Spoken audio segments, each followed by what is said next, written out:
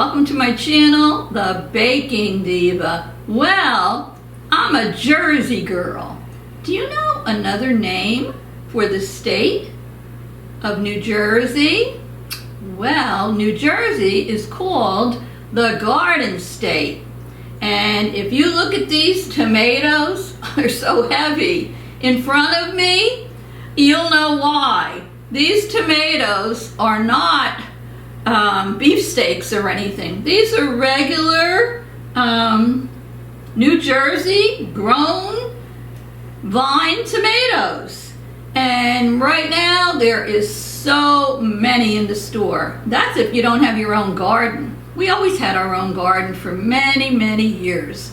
And people that have a garden know that usually in July, you know, maybe the second half of July and August, that's tomato season. That's when they ripen.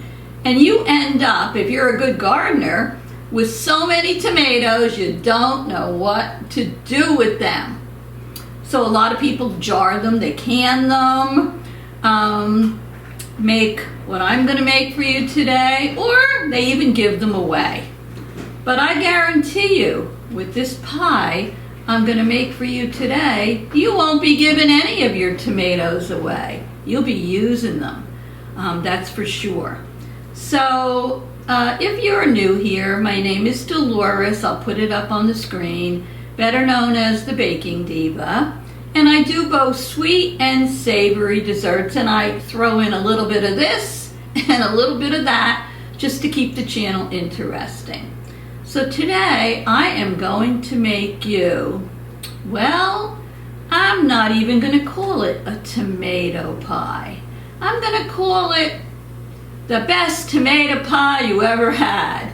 And of course, I'm using, these fresh ripened Jersey tomatoes. So if you haven't already subscribed to my channel, smash that subscribe. If you like the video, give me a thumbs up. And even though I don't answer all the comments, I try to, but I do read them all.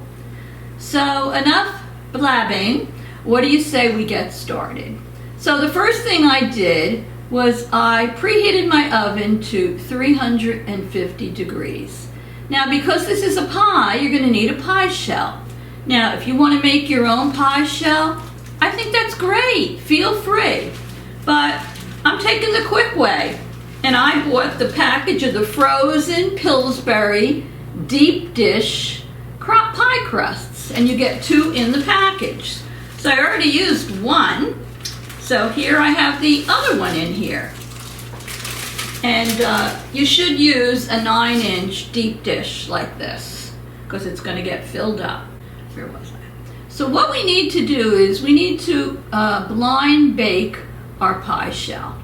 And what that means is we're going to put it in the oven empty for maybe 10 to 15 minutes. Just keep your eye on it until it starts to get like a little lightly brown.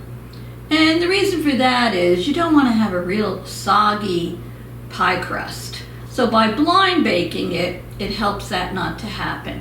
So I'm going to put this in the oven now. I'm going to start blind baking my shell, and then I'll come back and I'll show you what we're doing next. Obviously this is a tomato pie. Nothing better than a tomato pie in the summer. Did you ever have, I love them. Did you ever have tomatoes like this sliced in a sandwich with mayonnaise and salt and pepper? Oh, they're so good. But we're not doing that today. So let me bring the tomatoes, they're heavy, over here. And what you're going to do first with each tomato is you are going to half the tomatoes horizontally. So I'm going to do it like this, whoopsie, and I'm going to cut it in half. Oh my goodness, look at the inside of this tomato. Nice and red and juicy. The only thing is, we don't want them too juicy, because then you're going to have a watery tomato pie. So I have this bowl here, and what I'm going to do, let me move over. Let me move these tomatoes to my right. Once you cut it in half, you're going to squeeze it over a bowl. Try to get, for now, as much juice out of it as you can. What? Oh my goodness. Where's my dish towel? Where did it go? Hold on.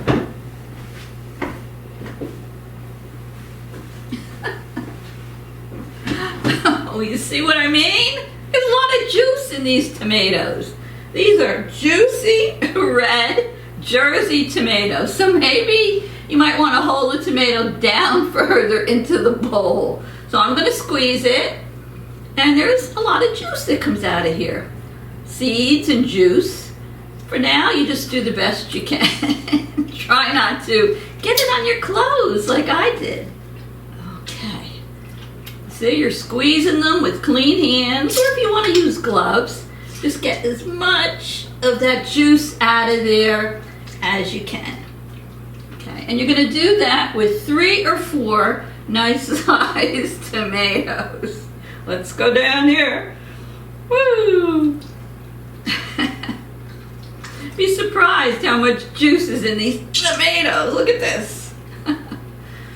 I love tomatoes, but I love these red, ripened, juicy tomatoes. There's nothing worse when you have a tomato that's not fully ripened and you go to cut it and it's not even red, it's not juicy. Can you believe it? This should be an outtake. What is the matter? I guess I should have put an apron on. Getting tomato juice all over me. This is not supposed to be a comedy show. This is supposed to be a baking show. All right. So I'm going to do this with the rest of them. I don't know. Maybe I should do these off camera. I'm going to stand up. How about that? Oh, this is a big one. This has a lot of juice in it. Look at that. Oh, my goodness. Oh, yeah. Look at this. Oh, otherwise, you try to get as much juice out as you can. And there's something we're going to do after this also. Because there's nothing worse than a watery pie. All right. It's a lot of juice coming out of these. Oh, yeah. Woo! All right. Let's do this one. Oh, this one was nice. The juice just came right out. Look at that. Didn't sprinkle all over me. Should have worn an apron for this. Alrighty. Well, we got those done. Let me do another one. Okay, here we go.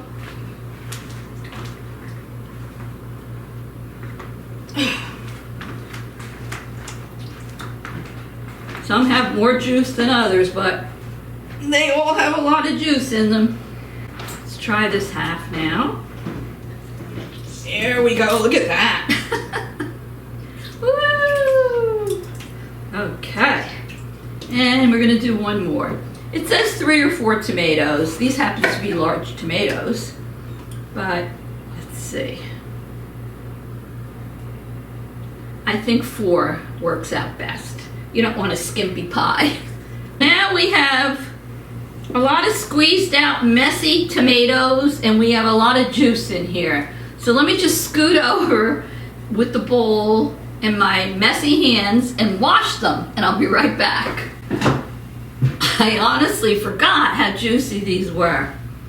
Or I would have put my apron on, and I certainly do have enough aprons, but that's okay. We just have a messy top and a messy tablecloth. Oh boy. All right. So now I'll show you what we're doing next. That wasn't the only part of the recipe to squeeze the juice out. So let me get over here. I have some paper towels here, and I have a colander, and I have a bowl. Now, you're going to roughly cut up these tomatoes, and you're going to put them into a colander, or I guess you would say it's a colander. So I'm going to put them in here. I think I'll put the dish towel under it so we don't have any more dripping than we already have. I always say you can have fun and bake too. You don't have to be a sourpuss. And I like to have fun. So there we go. We're just cutting these up. Basically tells you to roughly chop up your tomatoes. So you don't want them too big. Okay.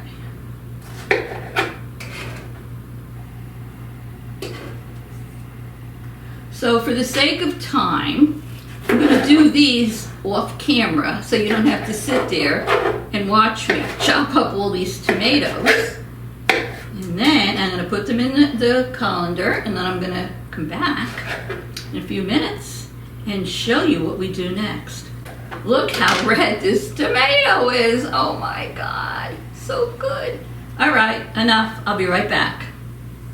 I blind baked my pie shell. I left mine in the oven for about 16 minutes, but you know, you want it to get slightly brown, but trust me, in the process of learning these things, I've left them in too long where they got more burned on the side. So just be careful that doesn't happen. This is still hot. I'm going to put this aside. But usually while your pie crust is blind baking, you're working on your tomatoes, which is what I did. Now, this is a crucial step. Remove this. When you are making a tomato pie, you need to salt these tomatoes. What it does is it helps draw out the water that is in there, and it also intensifies the flavor of the tomatoes. So I'm going to just put some of the salt in here. Okay. Just mix it a little. Now, the tomatoes are still too juicy for the pie. I mean, maybe they're perfect for a salad, but no, not for the best tomato pie around. So, what you're going to do is you're going to grab a bowl, because you want to be able to have at least 3 cups of tomatoes. You're going to put your colander over the bowl. You can either use like a potato masher, but I'm using paper towels. And what you're going to do is you're going to use your paper towels, and once again, here we go, you're going to squeeze the juice as much as you can out of these tomatoes, and it'll fall into the bowl.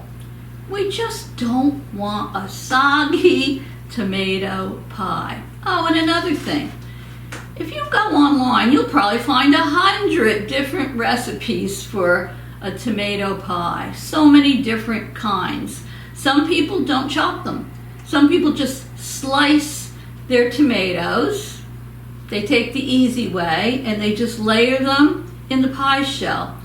To me, I think it's harder when you cut it that way to keep your piece of pie formed. So I prefer to do this. So once again, I got to stand up. You don't need to see my head anyway. And I'm going to start pressing these down. Now also, I've heard people, when they make their tomato pies, they slice the tomatoes, salt them, and put them in the refrigerator overnight to help drain the juice out of them. But this is how I do it, and it comes out pretty good this way. Let me lift this up and see. Yeah, you have press hard. You have juice still coming out of those tomatoes. It's not taking your flavor out, but like I say, who wants a watery, drippy tomato pie? Not me. Okay. Keep doing that so I can get as much juice out of there as I can. And this is not by any means a hard pie to make, trust me. You might think, oh, she's doing all that work. No, I'm not. It's not hard to do at all, really. Let me get some more paper towels here. I just pre-measured all the things I was going to need ahead of time. And what's the hardest part? It's just getting the juice out of the tomatoes, that's all.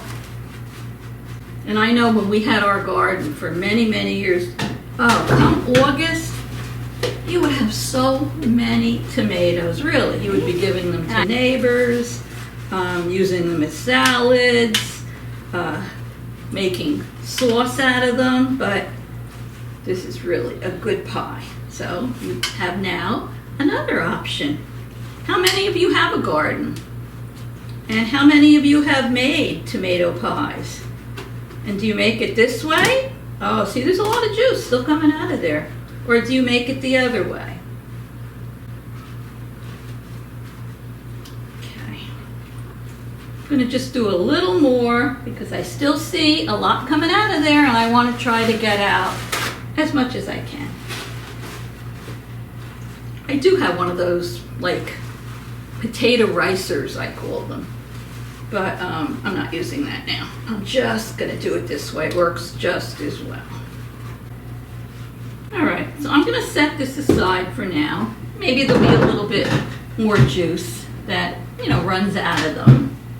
So what are we going to do next? Well, I'm going to take my pie shell. It doesn't have to be completely cool, just, you know, slightly cool to the touch. I know. So the first thing you're going to put in the bottom of your pie shell are onions. Now I'm putting a little clip in there because the recipe does not call for, it calls for raw onions. It doesn't call for caramelized onions, but I'll show you a picture. I caramelized mine, didn't take long, chopped it up, caramelized it because it takes some more of the water out of it and it gives it such a good flavor.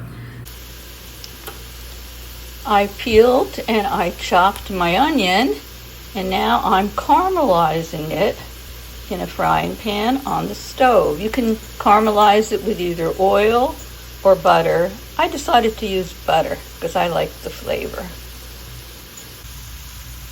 Now the recipe does not actually call for caramelized onions. It just calls for regular chopped onions. But I have learned that if you caramelize them, they're sweeter, and at the same time, it removes a lot of the water.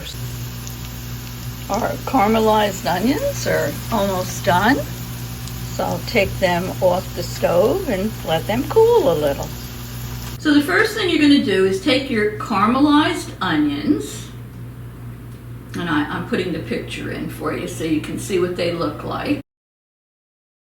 I'm going to put the onions on the bottom of my pie shell, just like this. Oh, they look good. Look at those caramelized onions. Oh, yes. Woo. And I'll put the recipe down below for you, but that's a half a cup. So let me just spread them on the bottom.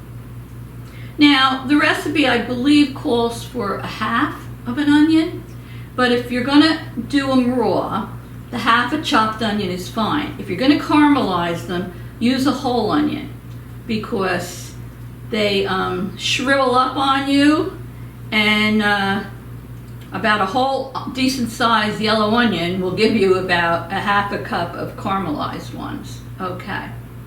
So after you put your caramelized onion in, you really need 3 cups of these drained chopped tomatoes. And I'm going to put them right over the onions. So here we go. Let me get my spoon here. And I'm not going to measure because I know I have about 3 cups. Just going to put them, oh, looks good already, right over the onions. I think the pie cuts easier when the tomatoes are chopped. People peel their tomato. I don't feel it's necessary to peel your tomato at all, at least not for my recipe. And of course, my recipe's the best. You can have this as a lunch. You can also have it as a dinner with a salad on the side, whatever you like. I think we have enough in here. Yeah, I used almost all of it. Can't wait to dig into this. We need basil. Basil with our tomatoes. That really brings out a great flavor. So I'm putting a picture in for you. I went to the store. I thought I was going to find, you know, the little baggie of basil. No. I looked and looked and looked. Finally, I had to go ask somebody, and he said, well, we have the basil plants. And I said, well, I don't really need a plant. He goes, well, that's what we have. So I bought it. They had them all out on the table, and I'll put a picture in for you. You just keep them in this little pot they come in, and not in direct sunlight, but in the light. And every day you put a little water in, you dump out the old water, and the basil stays alive, it grows, and when you want to use it, you just snip it off with a scissor, rinse it, and use it. So that's what I did, because I needed 1/4 cup of fresh basil. So I'm going to sprinkle this fresh basil over the tomatoes. I remember making the one pie, and I didn't have fresh basil. So I went in my spice drawer, and I used dried basil. No, don't do it. It's not the same. It doesn't taste the same at all. Look at this. What a great summer pie. Alrighty. That here. Alright, now, this doesn't call for any meat, but with tomato pies, it's like play around with them and get them whatever way you want them. So I decided to cook some bacon. So if you want to add bacon to this, you're going to cook about 4 or 5 pieces of it till it's nice and crispy.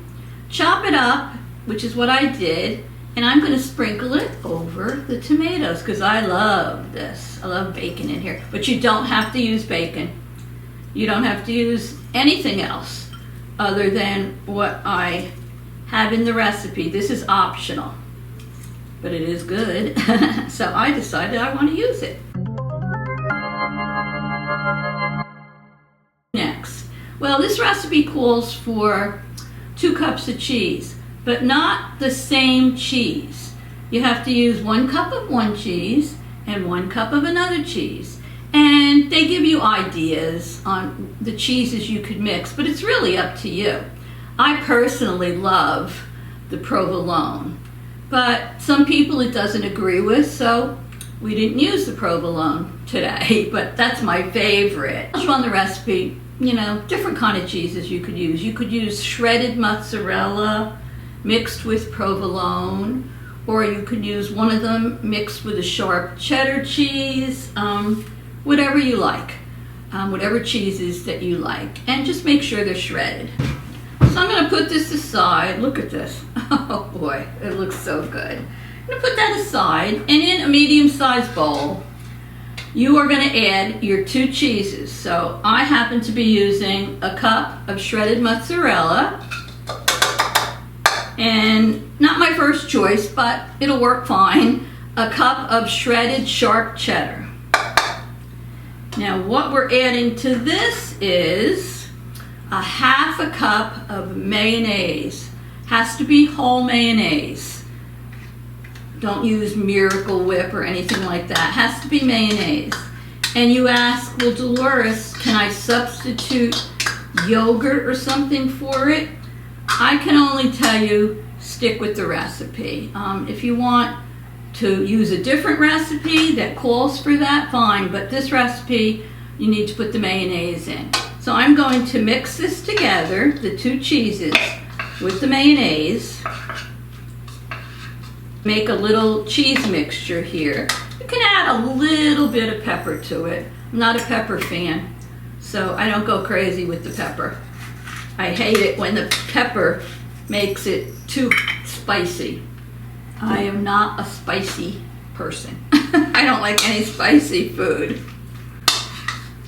All right, so we're mixing this all together, and then I'm going to spread it on the top of that pie. Oh boy. Spoon this on top of the pie. Oh yeah. I can't wait to eat this. It looks so good.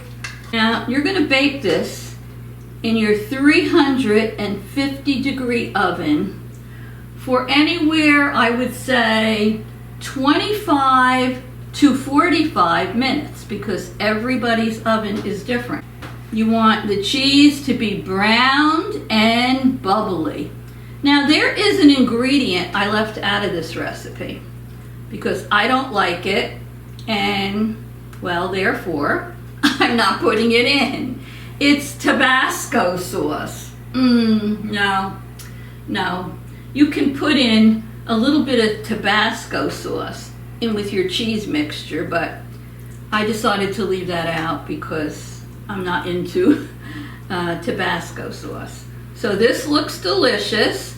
Let me head over to my oven, put it in, and I'll be back when it's all done, and we'll cut it and we'll have a taste testing. So don't go away. Okay, well, I'm back. I cooked this pie for, I think it was about 40 minutes. They give you a range to bake it between 25 and 45 minutes, and that's quite a bit of time in between. But the pie is supposed to be bubbly and the cheese is supposed to be brown, and it is. Putting a picture in for you so you can see it. It's still pretty hot. I hate cutting pies when they're this hot because sometimes they do kind of fall apart, but I'm going to give it a go anyway. I decorated the top of it with a little fresh basil, and I'm going to cut a piece of it now and see what we think.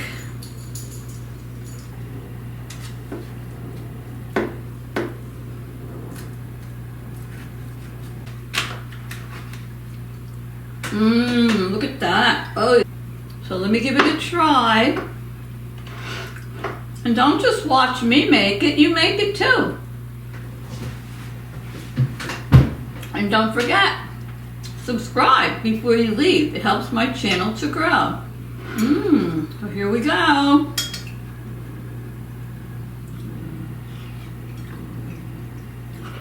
Hot.